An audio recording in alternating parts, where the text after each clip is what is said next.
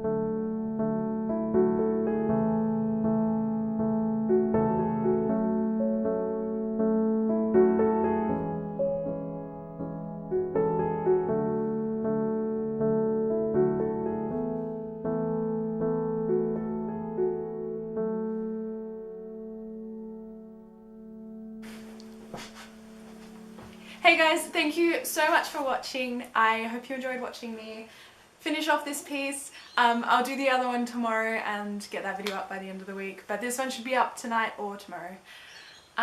Yeah, I'm pretty happy with it. A little bit more detailed to normal, but still has the minimal kind of styling of my normal stuff. Yeah, I don't know really what else to say, but thanks for watching. Please comment, like, subscribe, all the rest. It does help out more than you know.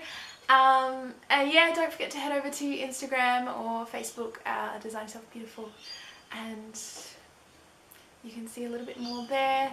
I post there pretty often, at least once a week, so we'll see how often I can start posting on YouTube now that I'm back. No promises, but hopefully a lot more often than once a year, so we'll see. So thank you so much, and I'll see you in the next video, which will be later on this week. Bye!